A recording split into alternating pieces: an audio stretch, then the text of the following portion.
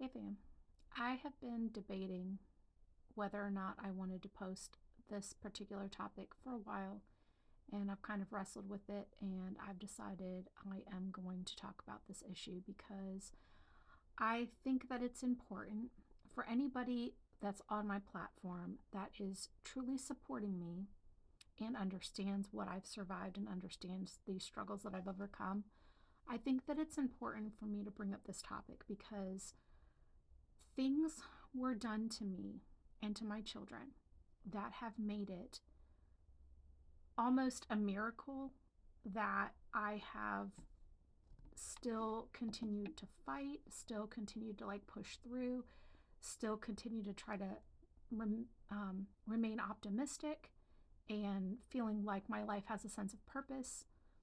And I'm bringing this up because all of this conflict surrounding me and custody of my kids and separation and divorce, all of this started back in 2018. I fought for years in court to maintain custody of my kids. And at every turn, my efforts were obfuscated by everybody involved. So it wasn't bad enough that I was just contending with him and his attorney spreading lies and defamation and slander. It wasn't enough that it was just them. This was like a group effort of targeting of me, a group effort of humiliation. It was basically all done in an effort to make me feel so badly that I isolated for safety. I also contended with people breaking into my home during this process and apparently not taking anything. So it was obviously just done as an intimidation tactic. There was just a lot of things that were done that were meant to make me feel like I had no safe space, like I had no hope that the situation between me and my kids would ever change.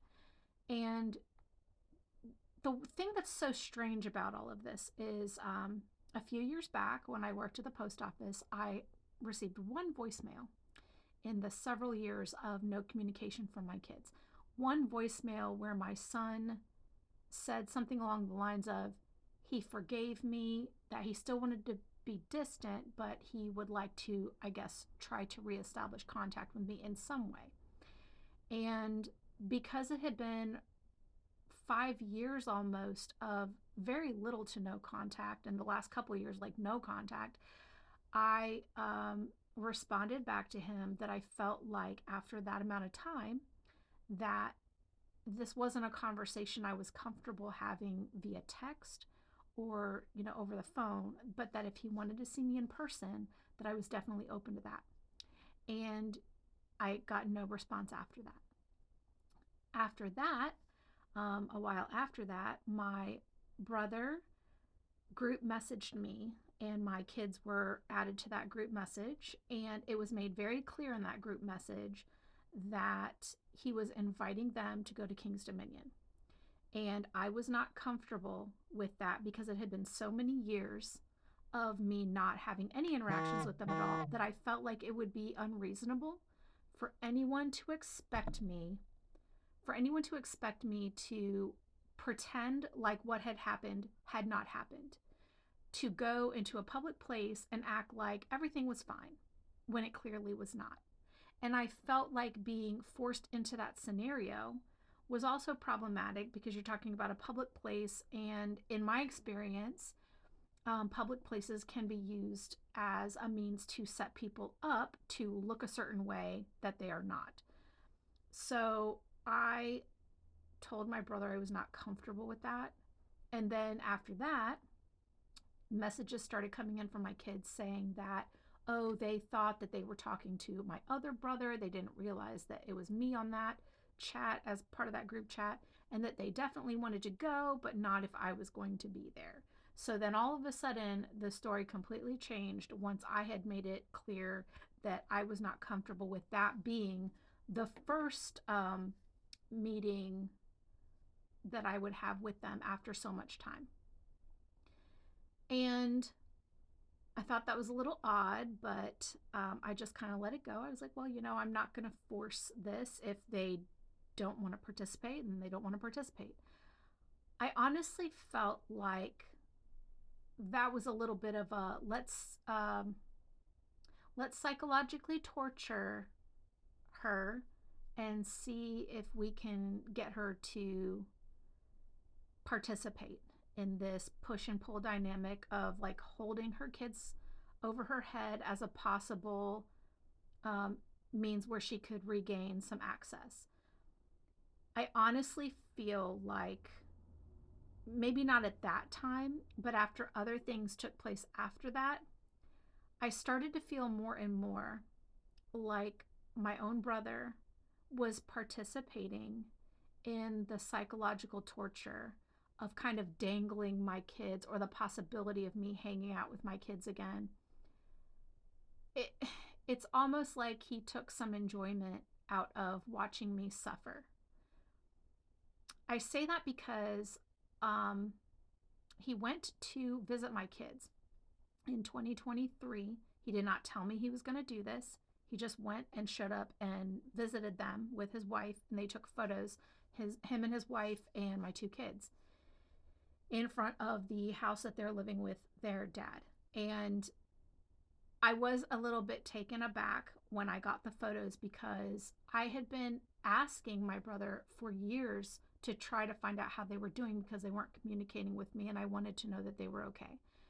And my efforts to find that out, I mostly got the responses from my brother of, oh, he had left a message or he had done this, but nothing that really indicated that there had been significant effort made.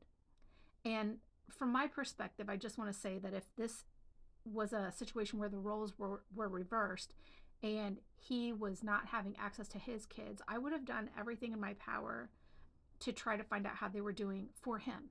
So I felt very betrayed because I don't feel like that same consideration and courtesy was given to me when it involved my kids and me having some psychological peace of mind that they were okay.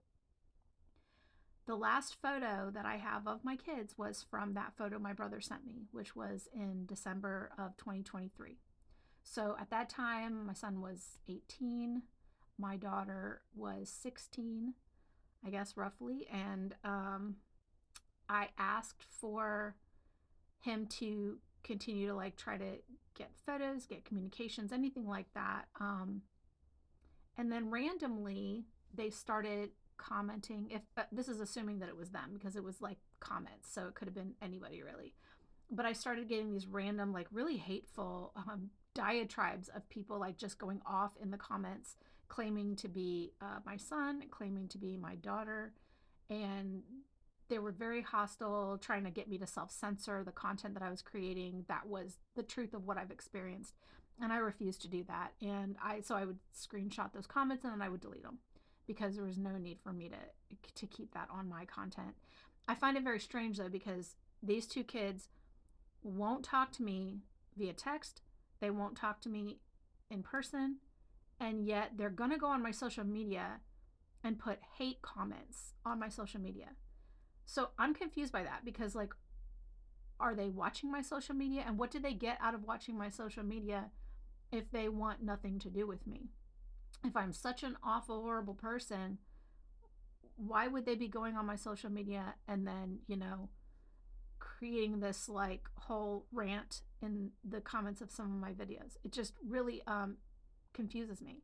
And if it were just an isolated case, I guess I could kind of let it go. But this has happened off and on for a while. And I know for a fact that my ex's new person was stalking my social media for a very long time, watching every single thing I posted until I blocked her.